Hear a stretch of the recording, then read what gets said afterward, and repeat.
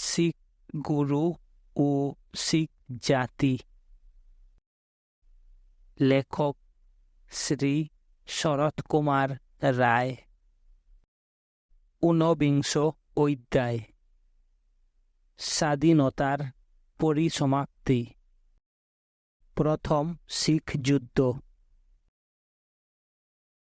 অতুলনীয় বীরত্ব সম্পদের অধিকারী হইয়াও শিখ জাতি স্বাধীনতা রক্ষা করিতে পারিল না। শিখদের তেজস্বিতা সংযমকে লঙ্ঘন করিয়া অনর্থের হেতু হইয়া দাঁড়াইল। তাহারা আপনাদের তেজুবহ্নিতে ধন প্রাণ ও স্বাধীনতা আহুতি প্রদান করিল। রঞ্জিতের মৃত্যুর পরে পঞ্চনদ প্রদেশে এমন কোনো ব্যক্তি ছিলেন না যিনি এই উদ্ধত জাতিকে নিয়মের গণ্ডিবণ্ড রাখিতে পারেন। খালসা সৈন্যদল 1845 খ্রিস্টাব্দের নভেম্বর মাস হইতে ইংরাজ রাজ্য আক্রমণের চেষ্টা করিতেছিল।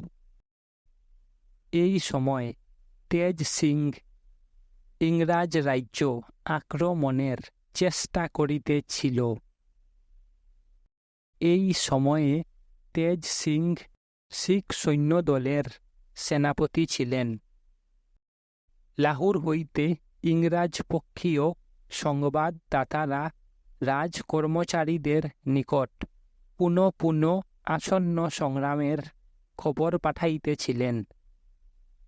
তদনীন্তন governor general sir Henry Hardinge বাহাদুর এই সংবাদটার প্রতি যথোপযুক্ত আস্থা স্থাপন করিলেন না। সৈন্যদলের প্রধান সেনাপতি স্যার হিউ গফ মিরাট এবং সীমান্ত প্রদেশের সৈন্যদলগুলিকে যুদ্ধার্থ প্রস্তুত থাকিবার নিমিত্ত আদেশ করিলেন। যুদ্ধার্থী শিখেরা যখন শতদ্রু তীরে সমবেত হইতেছিল তখন গভর্নর জেনারেল যুদ্ধ ঘোষণা করিলেন। 1845 খ্রিস্টাব্দের 11 ডিসেম্বর তারিখে 60 সহস্র সুশিক্ষিত শিখ সৈন্য শতদ্রু পার হইয়া ইংরাজ রাজ্য আক্রমণ করিল। শিখ বাহিনী 100 কামান সহ ফিরোজপুর অভিমুখে অগ্রসর হইতেছিল। তথাকার ইংরাজ সেনানিবেশে অতি অল্প সংখ্যক সৈন্য ছিল বলিয়া প্রধান সেনাপতি স্যার হেনরি গফ গভর্নর জেনারেল বাহাদুর চিন্তিত হইয়া পড়িলেন। উজির লাল সিংহের অধীন খালসা সৈন্যদল এই সময়ে অবিভক্ত থাকিয়া ক্ষিপ্রগতি ফিরোজপুরে দুর্গ আক্রমণ করিতে পারিলে ইংরাজেরা বিপন্ন হইয়া পড়িতেন, তদ্বিষয়ে সন্দেহ নাই। কিন্তু অদূরদর্শী শিখ সেনানায়কগণ এই সময়ে আপনাদের সৈন্যদল বিভক্ত করিয়া বিভিন্ন ইংরাজ সৈন্যদলগুলিকে পৃথক পৃথক আক্রমণ করিবার চেষ্টা পাইলেন। শিখদের সমস্ত চেষ্টা ব্যর্থ করিয়া নানা স্থান হইতে ইংরাজ সৈন্যদল আসিয়া সমবেত হইতেছিল। আম্বালা ও লুধিয়ানার সৈন্যদল সহ হার্ডিঞ্জ বাহাদুর ও গফ সাহেব 18 ডিসেম্বর তারিখে ফিরোজপুরের 20 মাইল দূরবর্তী মুডকি নামক স্থানে উপনীত হইলেন।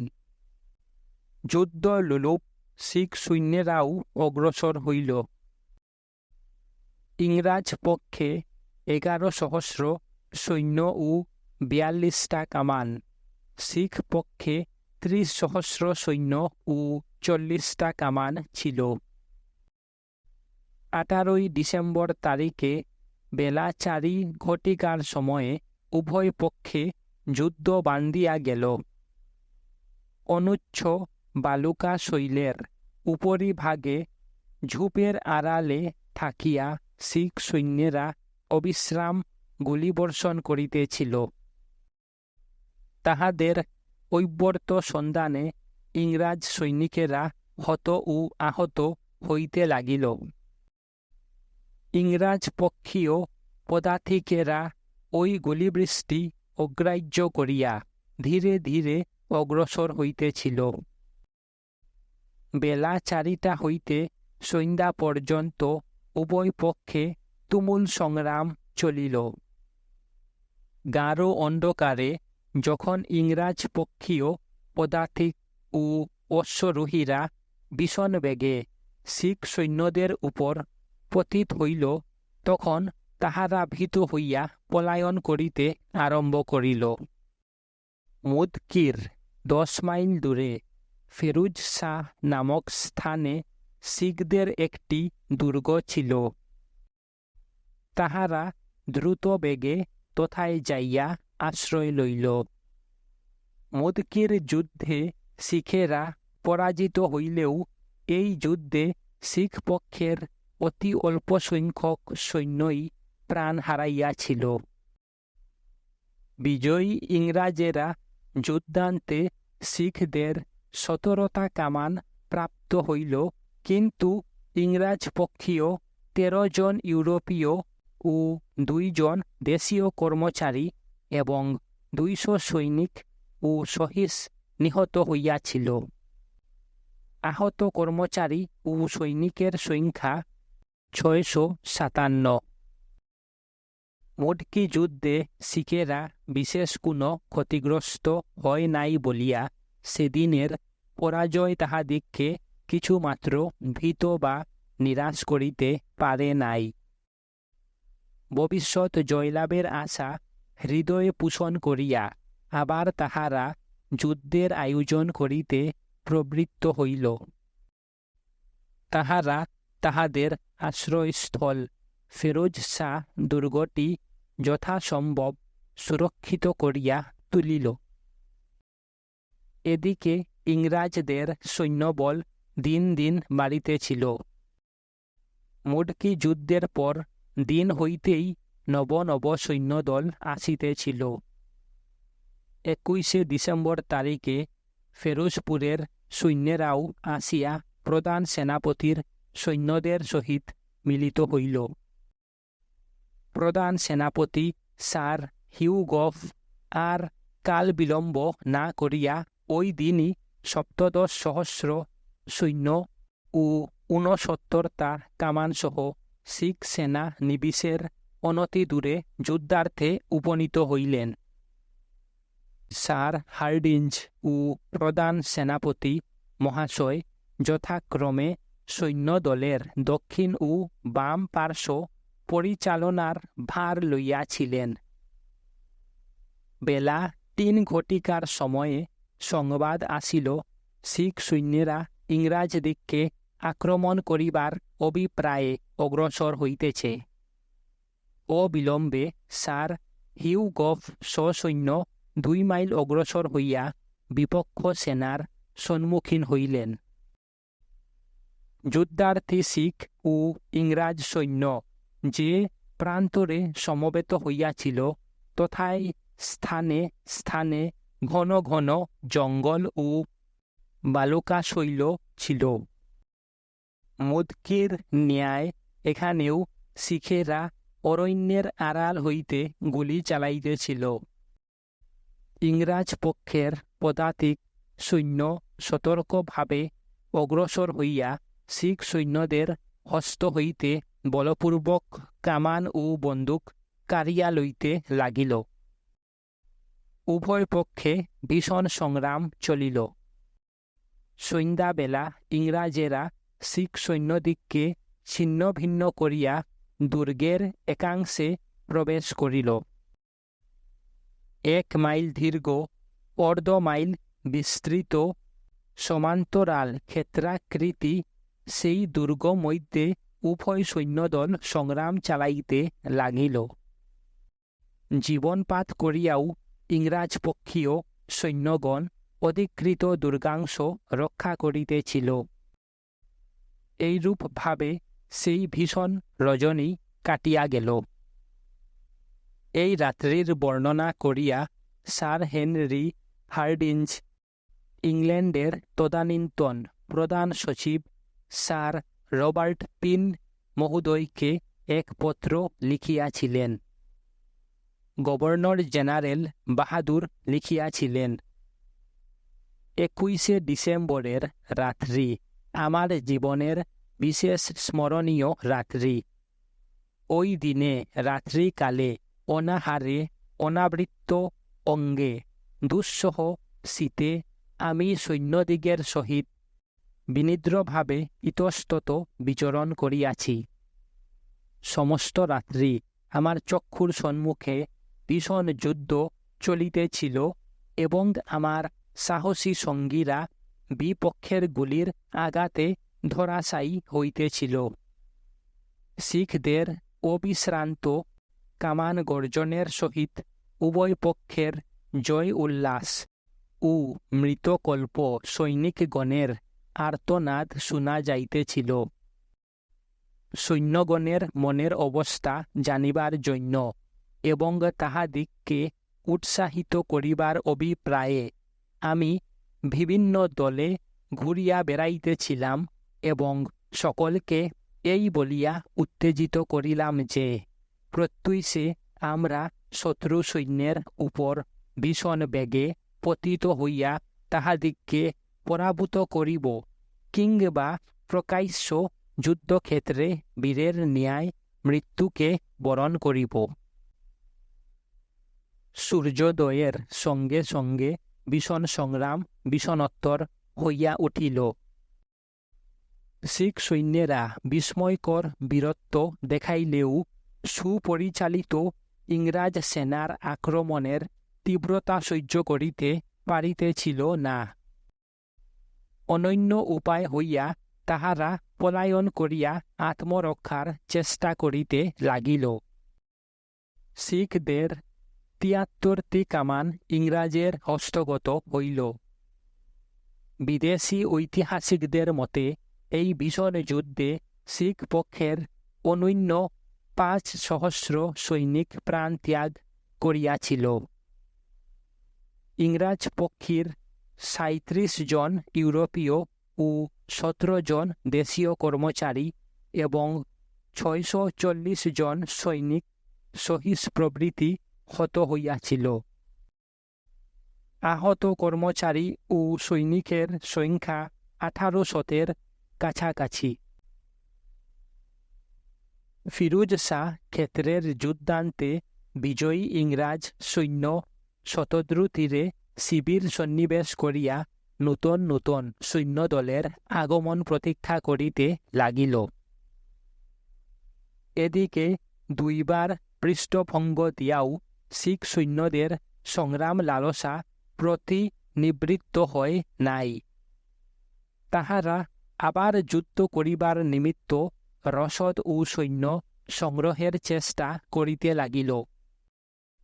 তাহাদের অভাবের সংবাদ লাহুর দরবারে প্রেরিত হইল। যুদ্ধকুশল শিখ সৈন্যেরা ইতিমধ্যেই সুদক্ষ নায়কের আবশ্যকতা অনুভব করিয়াছিল। তাহারা রাজা গুলাব সিংকে তাহাদের অধিনায়কতা গ্রহণ করিবার জন্য আহ্বান করিল। সৈন্যেরা তাহাকে উজির পদ প্রদানের প্রলোভনও দেখাইল, কিন্তু সুচতুর গোলাপ সিং কিছুতেই ইংরাজদের বিরুদ্ধে অস্ত্র ধারণ করিতে সম্মত হইলেন না। ফেরুজ শাহ যুদ্ধের ঐক্যবহিত পরে তিনি লাহুর রাজ সরকারের অন্যতম মন্ত্রী নিযুক্ত হইয়া গোপনে ইংরাজদের সহিত সন্ধি স্থাপনের চেষ্টা করিতেছিলেন, কিন্তু তাহার সেই চেষ্টা ব্যর্থ হইল। লাহুর গভর্নমেন্ট রসদ ও সৈন্য সংগ্রহ করিয়া খালসা সৈন্যদের বল বৃদ্ধি করিলেন। উন্মত্ত সৈন্যের দল লাহুরে ফিরিয়া আসিয়া অনর্থ ঘটাইতে পারে এইরূপ মনে করিয়া লাহুর গভর্নমেন্ট তাহাদিগকে যুদ্ধ হইতে নিবৃত্ত করেন নাই। এমনকি দলীপ সিংয়ের জননী একদিন প্রকাশ্য দরবারে সৈন্যদের প্রতিনিধি দিগকে পরুষভাবে অপদার্থ ও কর্মান্য বলিয়া ভর্ৎসনা করিয়া বলিয়াছিলেন, রমণীর পোশাক পরিয়া তোমরা আসিয়া অন্তঃপুরে বাস করো, আমি স্বয়ং যুদ্ধক্ষেত্রে যাইব। রমণীর তীব্র তিরস্কারে সৈন্যদের প্রতিনিধিরা উত্তেজিত হইয়া বলিলেন, আমরা আপনার জন্য, স্বদেশের জন্য, গুরুজির জন্য প্রাণ বিসর্জন করিতে চলিলাম। এবার 15,000 শিখ সৈন্য 69টা কামান লইয়া লুধিয়ানার ইংরাজ দুর্গ অবরোধ করিল। প্রারম্ভে তাহারা এমন ভীষণভাবে যুদ্ধ চালাইতেছিল যে ইংরাজদিগকে চিন্তিত হইয়াছিল। 11,000 ইংরাজেরা লুধিয়ানা অবরুদ্ধ দুর্গ রক্ষা করিয়া 28 জানুয়ারি তারিখে আলিওয়াল জনপদে শিখ সৈন্যদলের সম্মুখীন হইল। 1846 সালের 28 জানুয়ারি তারিখে আলিওয়ালার জনপদে শিখ সৈন্যদলের সম্মুখীন হইল। অর্ধচন্দ্রকারে সুসজ্জিত শিখ সৈন্যগণ গতিশীল বিপক্ষদের উপর গোলাবৃষ্টি করিতেছিল। সঙ্গীনধারী ইংরাজ সৈন্যদল যখন ক্রমশ অগ্রসর হইতে হইতে শিখ সৈন্যদলের উপর পতিত হইল, তখন নির্ভীক শিখ বীরেরা অসি চর্মহস্তে সম্মুখ সংগ্রামে শত্রু সংহার করিতে লাগিল। কিন্তু অচিরে সুপরিচালিত ইংরাজ সৈন্য চারিদিকে হইতে আক্রমণ করিয়া শিখ দিগকে চমকিত করিয়া তুলিল। তাহারা ইতস্তত বিক্ষিপ্ত হইয়া পলায়ন করিতে আরম্ভ করিল। শিখ বীরগণের কেহ কেহ যুদ্ধক্ষেত্রে, কেহ কেহ বা নৌ সেতু অতিক্রম করিয়া পলায়নকালে শতদ্রু গর্বে জীবন হারাইল। তাহাদের কামানগুলির 56টা বিজয়ী ইংরাজ সৈন্যেরা বলপূর্বক অধিকার করিয়াছিল, অপরগুলির শতদ্রু গর্বে ডুবিয়া গিয়াছিল। এই যুদ্ধে ইংরাজ পক্ষে হত ও আহতের সংখ্যা যথাক্রমে 151 ও 413। রণজয়ী ইংরাজ সৈন্যদল অবিলম্বে শিখদের সুব্রাউ দুর্গ অধিকার করিবার চেষ্টা করিতে লাগিল। 1846 খ্রিস্টাব্দের 10 ফেব্রুয়ারি ইংরাজ পক্ষীয় 15,000 সৈন্য 7টা কামান সহ গাঢ় কুঞ্জটিকা সমাচ্ছন্ন রাত্রিকালে অতর্কিতভাবে নীরবে শত্রু দুর্গের সন্নিকটে উপনীত হইল। প্রভাতে কুয়াশা কাটিয়া সূর্য কিরণে চতুর্দিক আলোকিত হইবা মাত্র তাহারা গুলিবর্ষণ আরম্ভ করিল। 35,000 শিখ সৈন্য 17টা কামান লইয়া দুর্গ রক্ষার নিমিত্ত সংগ্রাম করিতেছিল। বিজয়লক্ষ্মী শিখদের প্রতি বিমুখ ছিলেন। তাহাদের সমস্ত চেষ্টা ব্যর্থ করিয়া ইংরাজ সৈন্য দুর্গ জয় করিল। যুদ্ধক্ষেত্রে ও নদী গর্ভে প্রায় 10,000 শিখ প্রাণদান করিল। ইংরাজ পক্ষে 320 জন হত, 2063 জন আহত হইল। প্রধান সেনাপতি স্যার হিউ গফ 13 ফেব্রুয়ারি সসৈন্যে শতদ্রু পার হইয়া লাহোরের 32 মাইল দূরবর্তী কসুর নামক স্থানে শিবির সন্নিবেশ করেন। 14 তারিখ পূর্বাহে গভর্নর জেনারেলও তথায় উপস্থিত হইলেন। এদিকে সুব্রাউ ক্ষেত্রে শিখ বাহিনীর শোচনীয় পরাজয় বার্তা শ্রবণ করিয়া লাহোর গভর্নমেন্ট কর্তৃপক্ষেরা হতবুদ্ধি হইলেন। অনন্যপায় হইয়া তাহারা ইংরাজদের সহিত যে কোনো শর্তে সন্ধি করিতে সম্মত হইলেন। তাহাদের পক্ষ হইতে সন্ধির প্রস্তাব লইয়া রাজা গুলাব সিং 15 ফেব্রুয়ারি কসুরে ইংরাজ শিবিরে গমন করেন। সন্ধির শর্তানুসারে লাহোর গভর্নমেন্ট শতদ্রু ও বিপাশার মধ্যবর্তী ভূভাগ ইংরাজদিগকে প্রদান করিলেন এবং যুদ্ধর ব্যয় স্বরূপ 1.5 কোটি টাকা দিতে সম্মত হইলেন। 1846 খ্রিস্টাব্দের 9 মার্চ লাহোর নগরে এক দরবারে এই রূপে সন্ধি সংস্থাপিত হইয়াছিল। মহারাজ দলীপ সিং, ভাই রাম সিং, রাজলাল সিং, সর্দার তেজ সিং, সর্দার ছত্র সিং, সর্দার রঞ্জুর সিং, দেওয়ান দীননাথ ও ফকিরুদ্দিন সন্ধিপত্র স্বাক্ষরিত করেন। রাজকোষে অর্থ ছিল না বলিয়া লাহোর গভর্নমেন্ট ইংরাজদিগকে প্রতিশ্রুত অর্থ প্রদানে অসমর্থ হওয়ায় 1846 খ্রিস্টাব্দের ডিসেম্বর মাসে দ্বিতীয়বার এক সন্ধি হইল। লাহোর গভর্নমেন্টকে ঋণমুক্ত করিবার নিমিত্ত রাজা গুলাব সিং 1 কোটি টাকা প্রদান করিয়া কাশ্মীরের শাসনাধিকার লাভ করিলেন। রানী মাতা ও প্রাপ্তবয়স্ক দলীপ সিংহের অভিভাবিকা হইয়া রাজকার্য পরিচালনের ভার পাইলেন। Major sir John Henry Lawrence ইংরাজ গভর্নমেন্টের প্রতিনিধি রূপে লাহোর দরবারে অবস্থান করিতে লাগিলেন।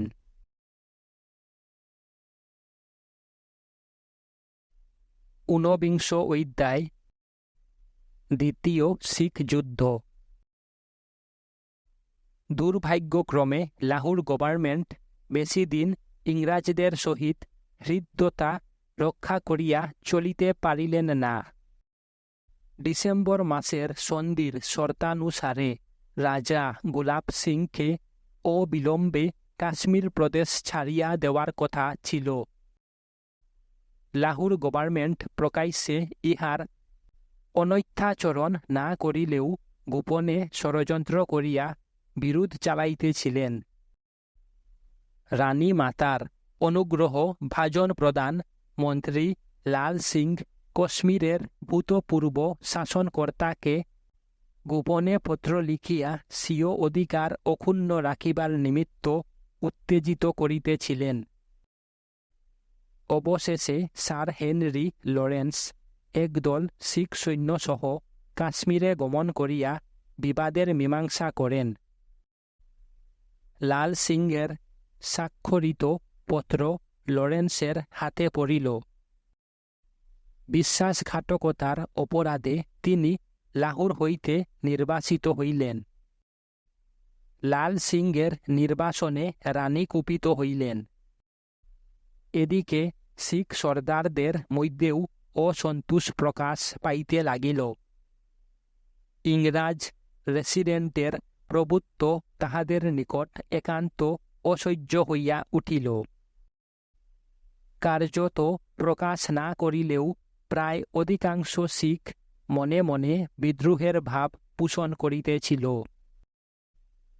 1848 খ্রিস্টাব্দের এপ্রিল মাসে মুলতানের শাসনকর্তা মূল রাজের সহিত লাহোর গভর্নমেন্টের বিরোধ উপস্থিত হয়। পাঞ্জাব রাজাকে 1,80,000 টাকা প্রদানে প্রতিশ্রুত হইয়া মূল রাজশাসন কর্তৃত্ব লাভ করিয়াছিলেন। তিনি ওই অর্থ পরিশোধ না করায় লাহোর গভর্নমেন্ট তাহা শোধ করিবার জন্য বারবার অনুরোধ করেন। মূল রাজ স্বেচ্ছায় পদত্যাগ করিলেন। জনৈক শিখ সর্দারকে উক্ত পদে প্রতিস্থাপিত করিবার নিমিত্ত 2 জন ইংরাজ কর্মচারী একদল সৈন্যসহ মুলতানে গমন করেন। মূল রাজ প্রকাশ্যে তাহাদের হস্তে নগরের চাবি প্রদান করিলেন বটে, কিন্তু রাত্রিকালে বিদ্রোহী হইয়া গোপনে তাহাদিগকে আক্রমণ করিলেন। ইংরাজ কর্মচারীদ্বয় নিহত এবং নূতন শাসনকর্তা তাহার পুত্রগণ সহ বন্দী হইলেন। লাহুর হইতে আগত সৈন্যগণ বিদ্রোহী মূল রাজের সহিত যোগদান করিল। অল্প কয়েক সহস্র সৈন্য সহায় করিয়া মূল রাজ যুদ্ধ ঘোষণা করিলেন। লেফটেন্যান্ট এডওয়ার্ডস নামক জনৈক তরুণ বয়স্ক ইংরাজ মুসলমান সৈন্য সংগ্রহ করিয়া বিদ্রোহীদিগের সহিত যুদ্ধ করেন। তাহারা দুইবার পরাজিত হইয়া নগর দুর্গে আশ্রয় গ্রহণ করিল। ইতিমধ্যে লাহুর দরবার হইতে শের সিং 12 সহস্র সৈন্যসহ প্রেরিত হইয়া মুলতান নগরে উপনীত হইলেন। লিউটেন্যান্ট এডওয়ার্ডস শের সিংয়ের প্রতি বিশ্বাস স্থাপন করিতে পারেন নাই। তাহার এই সন্দেহ অচিরে সত্যমূলক বলিয়া প্রতিপন্ন হইল। শের সিংও পরিশেষে মূল রাজের সহিত যোগদান করিলেন। 1849 খ্রিস্টাব্দের 22 জানুয়ারি ইংরাজেরা মুলতান দুর্গ অধিকার করিলেন বটে, কিন্তু এই বিরোধকে উপলক্ষ্য করিয়া উক্ত দুর্গ জয়ের পূর্বে সমগ্র পঞ্চনদ প্রদেশে শিখদের বিদ্রোহ বহনি আবার জ্বলিয়া উঠিল। ইংরাজদের সহিত সর্বপ্রকার সম্বন্ধ ছিন্ন করিয়া আবার পূর্ণ স্বাধীনতা লাভের জন্য শিখেরা খেপিয়া উঠিল। বিদ্রোহীদের নেতারা দলীপ সিংয়ের জননীর সহিত পরামর্শ চালাইতেছিলেন। শিখেরা পেশবার ছাড়িয়া দিবার শর্তে আফগানের আমির দুস্ত মোহাম্মদেরও সহায়তা লাভ করিল। ইংরাজ ও শিখে আবার তুমুল সংগ্রাম বান্ধিয়া গেল। 1849 খ্রিস্টাব্দের 13 জানুয়ারি সেনাপতি লর্ড গফ 15 সহস্র সৈন্য ও 66টা কামান লইয়া চিনিওয়ানওয়ালা জনপদে শিখদিগকে আক্রমণ করেন। এই যুদ্ধে শিখেরা জয়লাভ করিল। অতঃপর 21 ফেব্রুয়ারি গুজরাট যুদ্ধে শিখেরা সম্পূর্ণরূপে পরাজিত হইল। 16 সহস্র উৎকৃষ্ট শিখ সৈন্য ইংরাজদের হস্তে আত্মসমর্পণ করিল।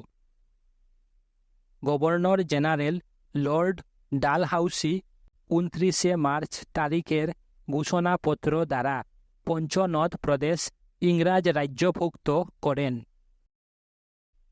পাঞ্জাব অধিকার করিয়াই ইংরাজ গভর্নমেন্ট শিখদিগকে নিরস্ত্র করিলেন।